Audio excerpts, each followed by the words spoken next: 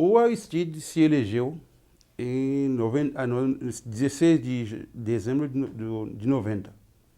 O Aristide era o quê? Ele era um jovem padre, digamos, era um menino órfão que foi recolhido por um bispo no sudoeste do Haiti, numa cidade chamada Jérémie. Um bispo que criou ele dentro da Igreja Católica, e o Aristide se tornou padre. E o Aristide era padre de uma igreja situada num bairro popular, um dos bairros mais populares da capital do Haiti. E nos anos 80, o Aristide tinha suas relações com a teologia da libertação, mas eu afirmo isto categoricamente, que o Aristide nunca foi um teólogo da libertação, ao contrário do que se diz. Nunca foi, mas ele tinha suas aproximações com a teoria da libertação, mas acho que ele era em alguns sentidos, na contramão da teoria da libertação. Por exemplo, eu lembro que um dos discursos do Aristide, logo que se tornou, um pouco antes de se tornar presidente, ele dizia o seguinte: a carta, jogo de carta, a carta da democracia vai ganhar do capitalismo e do comunismo. Eu acho, no meu entendimento do que é a teoria da libertação, um teólogo da libertação não falaria deste jeito nos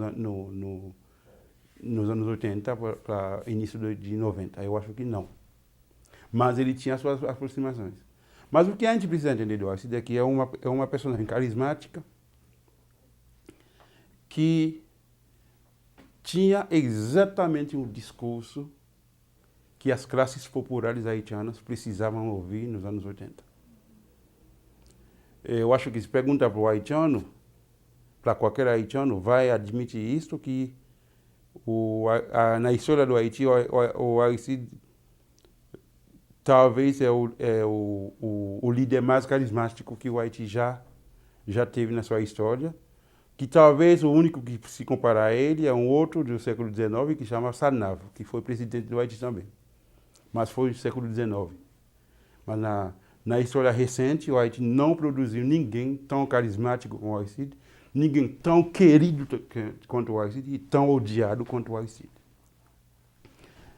Então, na época, o Aristide tinha o discurso que a população queria ouvir, só que ele não era um político, era um padre. Quando caiu a ditadura, ele ficou mais famoso ainda, porque começou a ter mais liberdade para fazer as suas preces nas igrejas, seus sermões, muito, muito querido. Até porque os militares, depois da ditadura, depois do ditador cair, mas não depois da ditadura, como já expliquei, de 88, fizeram um massacre durante uma missa do Aristide, dentro da igreja. E uma das pessoas mais famosas desse evento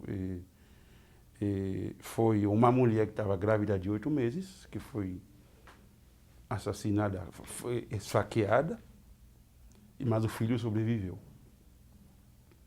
Então, foi um caso que marcou o país inteiramente, e foi o evento que torna o Aristide conhecido de todos os haitianos. Associaram a figura dele a essa barbárie. Então, por isso que quando ia ter as eleições de 90,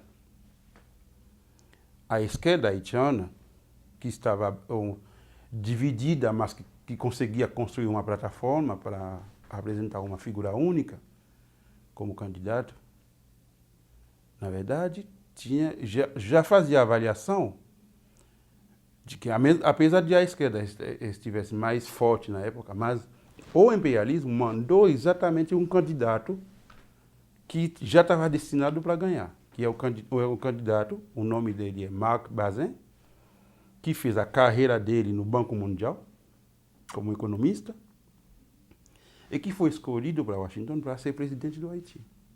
Ele era negro ou branco? Negro. E no Haiti é tudo negro.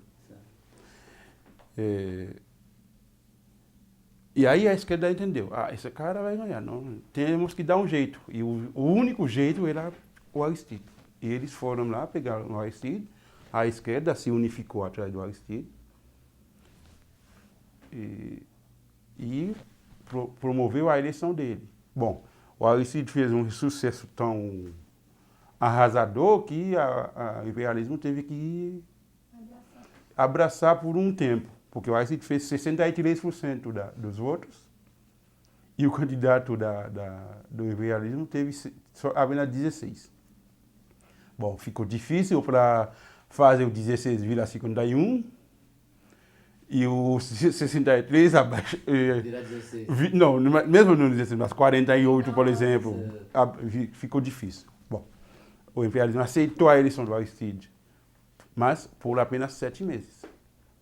Porque Aristide tomou posse no dia 7 de fevereiro de 91 e no dia 30 de setembro do mesmo ano, um golpe.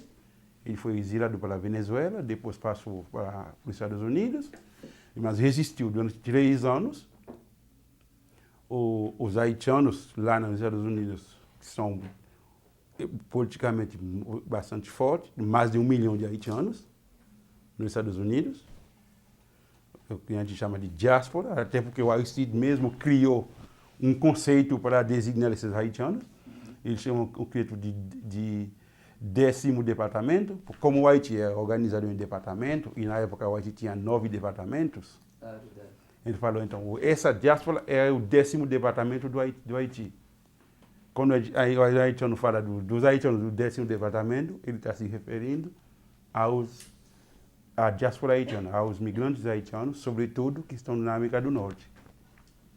E depois o próprio Aristide criou um ministério que até hoje existe, que é o Ministério dos Haitianos da Diáspora, dos haitianos fora do Haiti. Existe um ministério, isso que cuida desse assunto mesmo. Já é uma outra ideia de quanto é importante a migração dos haitianos. E aí, foi um golpe, aí ficou 3 anos de 91, de setembro de 91 até outubro de 94, fora do Haiti. Mas depois o imperialismo não teve escolha, teve que retornar com o Haiti para ele terminar o mandato, que era de 5 anos, o mandato presidencial no Haiti, 5 anos. Então, o Aristide voltou depois de 3 anos de exílio para terminar o mandato, porque como os haitianos nos Estados Unidos têm uma força bastante significativa, porque são mais de 1 milhão de haitianos. Eles fizeram uma passeata em Nova York, onde eles bloquearam a principal avenida do país. O capitalismo, não sei quanto dinheiro perdeu naquele dia, porque o capitalismo parou. Eu acho que os capitalistas falaram para o Bill Clinton, nós não queremos mais esse cara lá, vamos dar ele para o país dele. Eu imagino que os capitalistas falaram isso para ele. Certo. E ele decidiu finalmente, então vamos votar o cara para terminar, porque já só estava 1 ano, 1 ano e poucos meses. Só que antes disso, ele teve que assinar alguns acordos. E aí o Aristide, que foi golpeado em 91, ficou nos Estados Unidos e outro Aristide voltou para o Haiti. Que esse Aristide já subordinado aos norte-americanos. Até porque o próprio discurso dele mudou. Porque a referência histórica dele era um cara chamado Charles Perrault. Charles Perrault era a figura pública anti-ocupação militar de 1915, porque era a principal liderança contra essa ocupação, que foi assassinado justamente por isso na sua militância. E o Aristide mudou e voltou agora com outra figura de referência, que é o Toussaint Louverture, porque Toussaint Louverture, na história haitiana, foi a primeira liderança das lutas para a independência, mas que era uma figura negociadora, que negociava com a França, que dialogava, que não contestava muito, preferia dialogar, até porque foi traído justamente no momento dos seus diálogos com o imperialismo francês da época, o colonialismo, e ele foi traído, capturado, levado à França, assassinado na prisão. Bom, dizem morta, mas ele, na verdade ele morreu de frio porque ele não tinha nem cobertor. Então foi um assassino programado dele. Então essa figura foi a figura de referência do Aristide depois que voltou do exílio, porque ele mesmo se transformou em um cara que não mais falava mal do imperialismo, que negociava. E a principal negociação que ele teve que fazer era privatizar todas as empresas públicas, telefonia, tudo que é empresas públicas, privatizou. Ele assinou por isso. Só que ele não cumpriu todos os acordos que ele assinou. Porque ele ainda queria um pouco de autonomia. E terminou o mandato em 96, elegeu o René Préval, que eu já citei, que era o primeiro primeiro-ministro dele, se elegeu o presidente, porque na Constituição haitiana não é permitido 2 mandatos seguidos. Tem que ter um intervalo para depois outro mandato. Então, o Aristide elegeu o Préval, o René Préval, por 5 anos. Em 2001, o Aristide voltou, se elegeu de novo. Em 2004, recebeu outro golpe.